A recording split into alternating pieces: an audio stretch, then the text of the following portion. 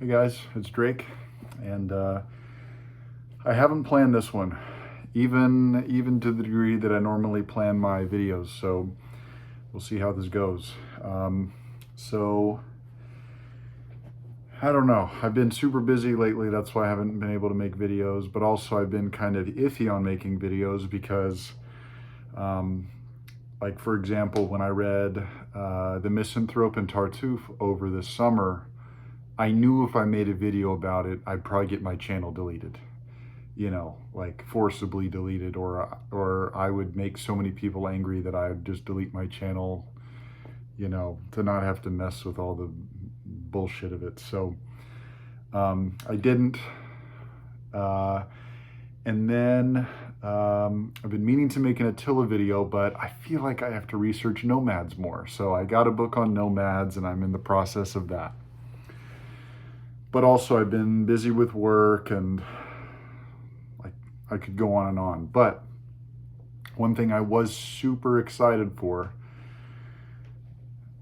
was Paul Thomas Anderson's new movie, One Battle After Another. Now, I went and watched it. It was like, I don't know, third or fourth day it was out. I went and watched it on the weekend. I think it was the Sunday. And it blew me away. It blew me away. I was super tense throughout the movie. I mean, there are some funny parts, but even I heard some people describe it as like, like humorous or mostly a comedy. And that would not be, like if I was describing the movie, that would not be in the first 10 minutes of my thoughts on the movie. Because yeah, I mean, in the trailer, you pretty much saw the funny parts. But to that degree, the trailer gives totally a false impression. And actually, I know it's like at least lightly inspired by Vineland, and I couldn't get into that book. I've sold all my Pynchon. I think it's just Pynchon. I don't know. The thing I've settled on is basically like I'm already too far in Pynchon's direction that I don't need to read Pynchon. I think that's basically it. And I really don't like his style, although I recognize it's a striking and very, what would you say, like effective style if it appeals to you. So I can respect that. But the movie, like from the start, I was blown away because, I am truly horrified by the behavior of the United States, and only more so as time goes on, because you realize other things that you didn't know that happened in the past, and then of course things are actively getting worse, by the week. And where do you draw the line? Where do you draw the line where you won't take any more? And so with that question, I think Paul Thomas Anderson was basically acting like literally creating the answer to that question in a movie. And he took some inspiration from the Weather Underground, some inspiration from probably, Pynchon was taking inspiration from people like Kirkpatrick Sale, who is affiliated with the SDS, Students for Democratic Society, and then the bioregionalism movement that he wrote a book on that I've talked about before, Kirkpatrick Sale. And, I think really the question to that movie is, what does the transfer look like when the older generation failed? What does it look like to transfer or to pass down the struggle? And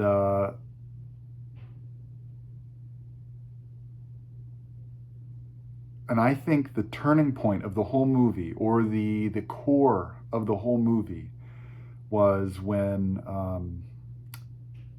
Sensei, Benicio del Toro's character, basically talked to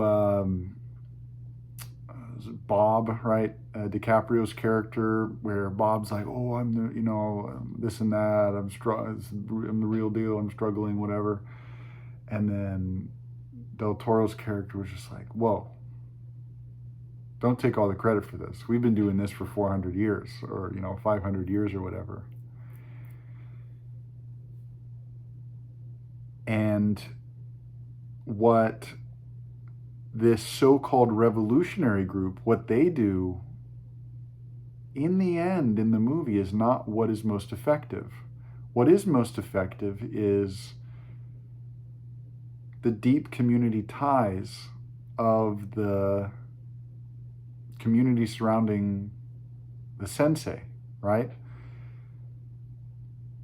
That's what makes everything work in the end. But, as the movie says, one battle after another. And the two movies I got the most overtones from were Doctor Strangelove and Eyes Wide Shut. I think the Christmas Adventures thing was a reference to Eyes Wide Shut and all the weird stuff going on there. At least a lot of the weird stuff going on, I think, was more or less a nod or an allusion to Eyes Wide Shut. But then, of course, most strongly, and other people have picked this out, I gather, because it's, in the end, pretty obvious, the Doctor Strangelove connections, Lockjaw, Strangelove, or he's really more of a Jack D. Ripper character, Lockjaw is. And I was thinking, what would be the subtitle?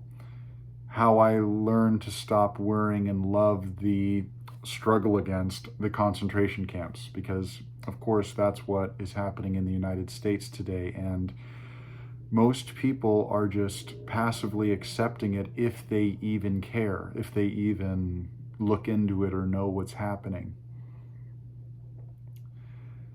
And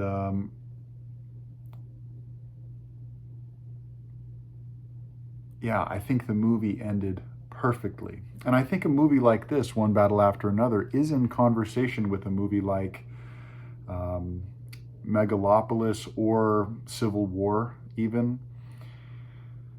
But obviously, One Battle After Another is the best movie of the three. Civil War is, substantially, it is a movie, and then Megalopolis has interesting stuff going on. I think the message, or the angle that it is taking is from the absolute opposite end. It would be from the angle of like a child of one of the Christmas Adventurers Club.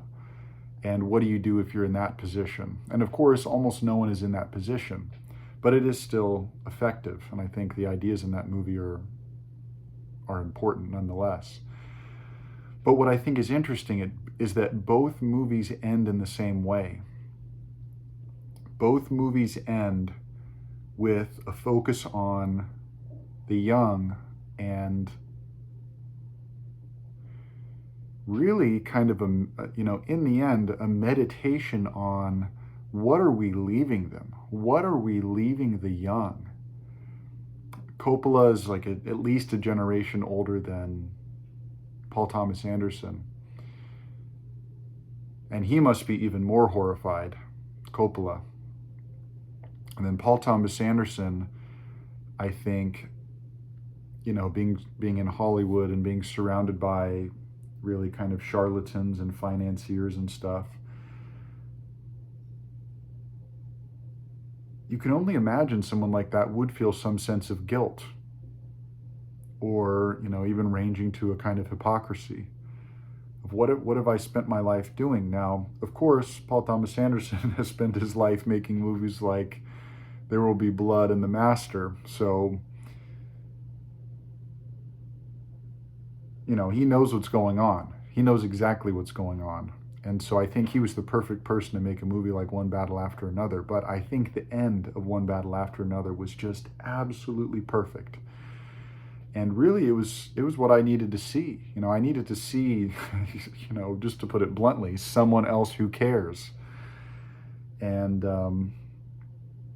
That's also in connection with a couple books I've been reading lately. So, chronologically, and really at the exact same time I was watching One Battle After Another, I think a day or two difference, was this book was released, Against the Machine, on the Unmaking of Humanity by Paul Kingsnorth. Now, this is the first Paul Kingsnorth book that I've read. I haven't read his fiction, mainly because I really have only been interested in The Wake, but I would rather read actual Old English stuff, or, I'd probably want to read something like, Always Coming Home by Le Guin or something like that, if I was going to read a book like that. And then his two later ones have appealed to me even less than The Wake. And then his nonfiction, I have read Uncivilization, The Dark Mountain Manifesto. I sold the edition I had of it because it was like an anthology work, and I just didn't need it. But I might actually just get that manifesto printed copy. And then his later nonfiction, which is like Confessions of a Recovering Environmentalist or Savage Gods, they really seemed like minute works in the end, like just kind of his thoughts, and like truly like part of the process. And I'm really not interested in that. Like I want to get something cohesive if I'm going to read something that's well thought out, something that has taken some time. And so anyway, long story short, this is the first book of his I've read. I've been following his trajectory from, an environmentalist to kind of like orthodox Christian, anti-civilization, whatever you'd call what he's doing today, living on the outskirts, or, in the countryside of Ireland. And I do think in the end, I think he went wrong somewhere. I still believe that. But like One Battle After Another, the part of Against the Machine I liked is the end. Now, a quick summary of what he does here. He kind of sets the stage of what he's going to talk about. He tries to give an explanation of, almost in like a memoir form, though. I don't know, is he careful? I think he's careful to try not to do some kind of big system layer, critique. Well, first like a survey and then like a critique or something like that. He's keeping his thoughts personal and, in the end, subjective. At least like he's not implying objectivity, which does not necessarily mean it's subjective, but anyway, and I think that's relevant because he sets it up, but a lot of his references, especially in the beginning to the middle, are somewhat lackluster. He does mention people like Simone Weil, which I was really happy to see. I love Simone Weil. And then he mentions people like Guénon, which is, obviously less impressive. And, maybe one of the low points is mentioning Spengler in the time that we're living in, And then I think the lowest point in the book, though, really is he has some cultural commentary in the middle where it is really ironic, where, he'll make these digs against the culture war, and then he manages to find himself embroiled in it. Like, this book is absolutely in conversation with the culture war that he, like, explicitly says he doesn't want to be involved with, and is like a drain on everything, and is manufactured even, and all this. And so I think that's troubling, and I think he should be troubled by that. The other thing I realized is that, he has this idea of the machine, the capital M machine, and this goes back to people like William Blake and Robinson Jeffers and R.S. Thomas and Louis Mumford, Ivan Illich, the Austrian philosopher. and of course, at least a handful of others.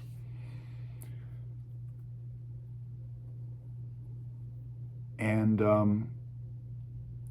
at a certain point, though, he does mention that, oh, another word you could put to this is it's the Antichrist.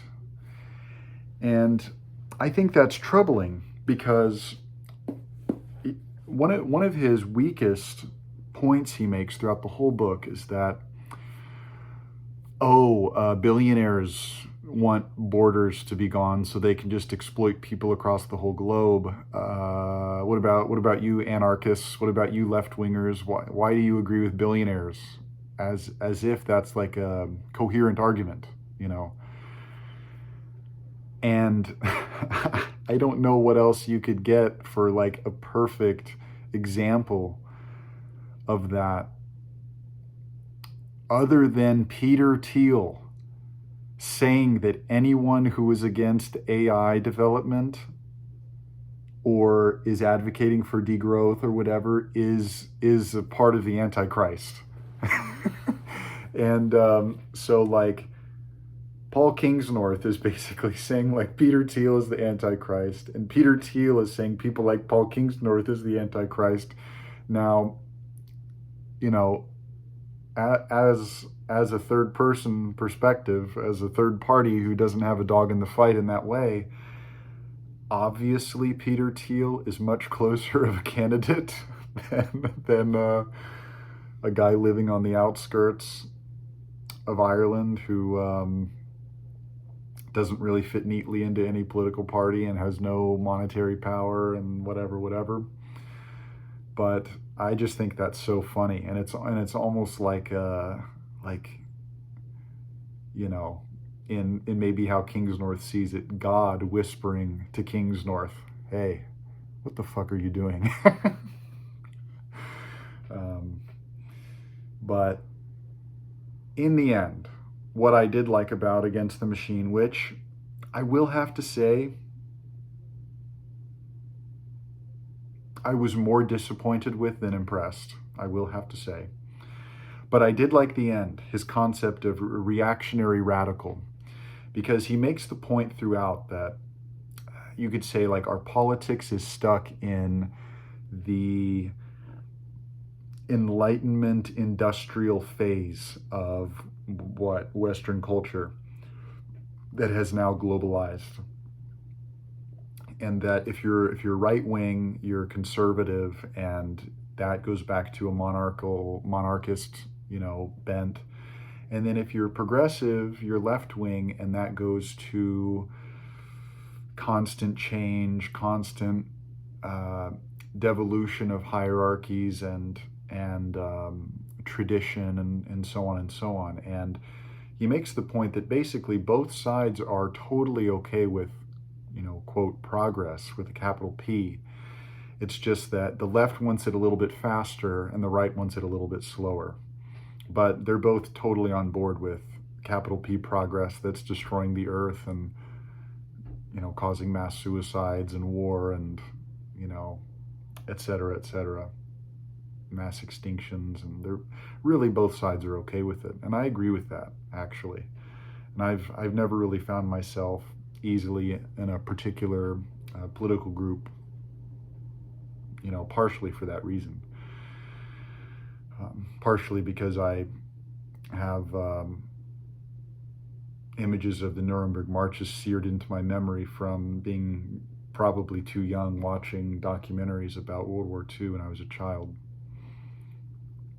And I can't imagine myself engaged in that to any degree. But anyway, this reactionary radical, he captures this idea by mentioning people like the Luddites or people like the Fen Tigers, who fit into a reactionary mode partially because they do want to maintain some aspect of the past and tradition and their land and their, you know, kind of what would you say, like low culture, folk culture. And he makes the point too, Kingsnorth does, that the Luddites don't fit into left or right wing because their way of living precedes the French Revolution. Their way of living really precedes the Enlightenment and the Industrial Revolution. And the Industrial Revolution and the kind of scientific thinking of the Enlightenment is what destroys their livelihood, their life way. And so they fought against that. But the Luddites were not satisfied with simply fighting against it to keep things the same.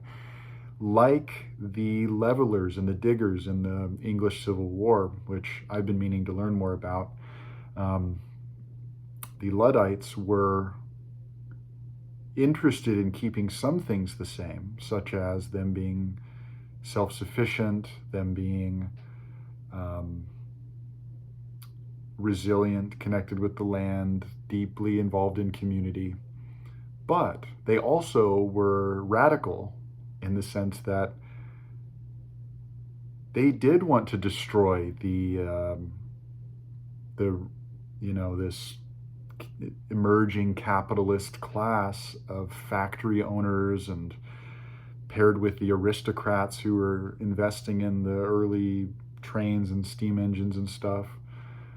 And they would almost certainly have advocated for removal of the Enclosure Acts and et cetera, et cetera. So in that way, they both fit into a reactionary framework, so to say, and then a radical framework, so to say, too, or a revolutionary framework. And Kingsnorth doesn't invent this idea. He gets it from a scholar who studies the period of the Luddites, but Kingsnorth really kind of finds out through reading about this that he's been interested in these kinds of people. And he mentions like the landless peasants of Brazil who are fighting against the destruction of the Amazon. And he goes on and, I was reading this news story of a group north of the Assam region in India, but like southeast of Tibet. It's an indigenous community who lives off of a river. I can't remember the river's name right now, but if I really sat down, I could. India's interested in building a dam to try to compete with China and hydroelectric power. And this community is going to be exterminated, basically. And of course, we've seen this story for almost 300 years now. But I think those are the kind of people in the end that Paul Kingsnorth allies himself with. But some parts of the book that I thought were uncritical were the parts where Kingsnorth associates tradition with things that maybe have only existed for 200 to 300 years, rather than things that go back thousands of years and in our true like folk culture and deep time life ways, And so with that being said, I was unsatisfied with the book. I'm glad he wrote it, and I'm glad it's in the cultural conversation. And I would put that kind of in the direction of something like, Megalopolis. But I knew what I needed. And I found it. And I read it. And that is Columbus and Other Cannibals by Jack D. Forbes. And so quick rundown of how I knew about this. I heard about this author, Jack D. Forbes, and the concept of Wetiko maybe like 2 years ago. I can't remember how, but it was in kind of the Great Simplification, Daniel Schmachtenberger orbit. And Doomer Optimism, I think, is kind of one of these, kind of in the same orbit too.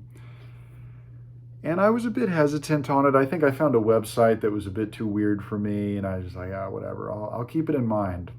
And then as the last couple of years have been progressing, I've been thinking more and more to myself, like, wait a minute, maybe this idea is onto something, I need to look into that. And sure enough, I really think that this book is what Paul Kingsnorth wanted to write.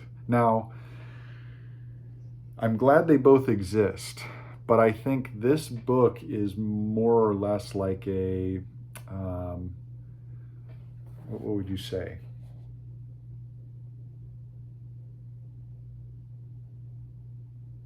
I'm trying to think of the right word.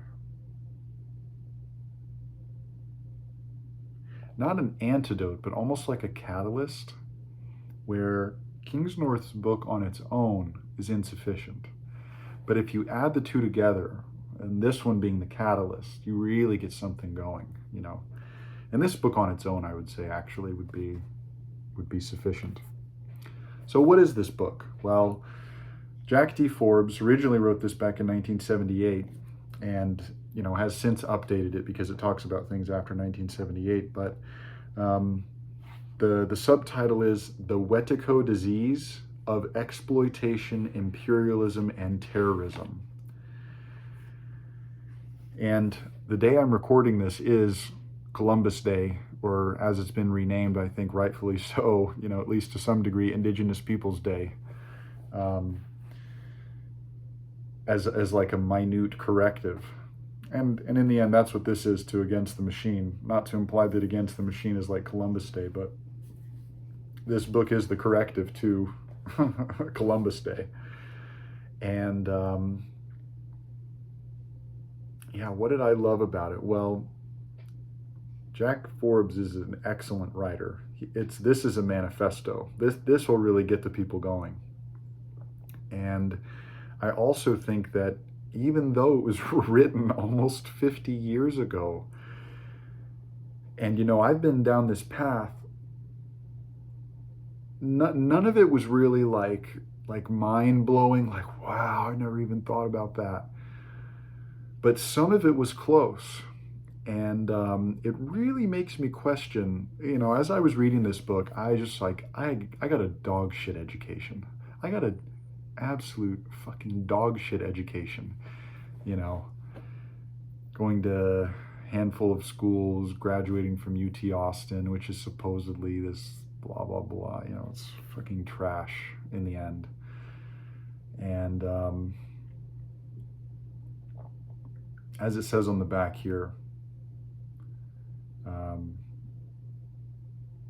this radical critique of the modern, quote, civilized lifestyle is more vital now than ever.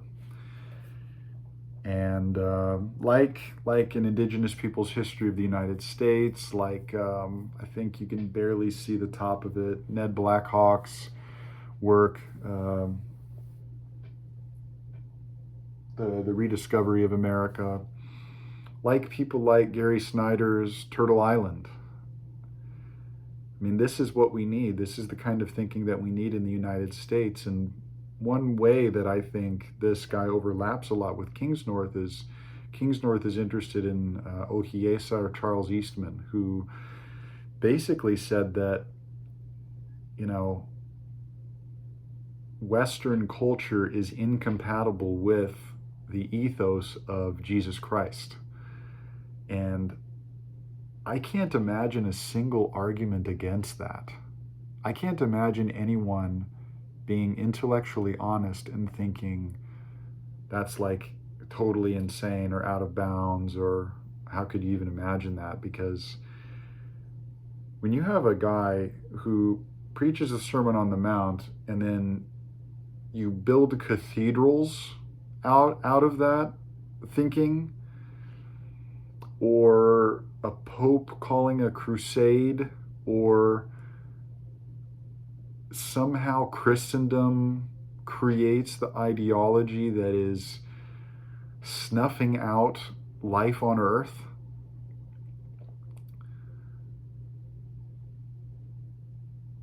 Either Christianity as a whole is totally worthless, or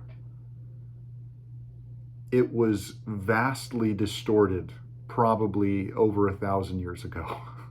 Maybe even like by 300 AD, it totally went wrong, became corrupted. And then no one has fixed it. You could argue people like St. Francis tried or whatever, but I don't know. That's what I've been thinking about too. Because I've really been trying to figure out, why the hell is Kingsnorth an Orthodox Christian? Why isn't he Taoist and Buddhist and, you know, following Native American medicine man wisdom, the world we used to live in by Vine Deloria kind of stuff. I can't imagine why. I can't imagine why he would go back to what is effectively another imperial branch of Christianity. I still can't figure that out. But I don't know, I'm starting to ramble here, but yeah, it's obvious something needs to change, and it's obvious the older generations failed. What they didn't fail to do, though, is set younger people up with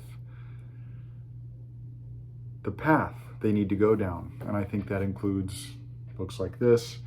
Paul Kingsnorth put his kind of shot into the dark, I guess you'd say, trying to illuminate some things. But things like this is what we need. Read this for Columbus Day every year. And a couple other people I'm interested in reading lately. James C. Scott. I'm going to just devour James C. Scott after Hobsbawm and David Graeber this year. I think James C. Scott's really going to be valuable next. Fernand Braudel. I think he'll have to be coming up soon. Claude Lévi-Strauss.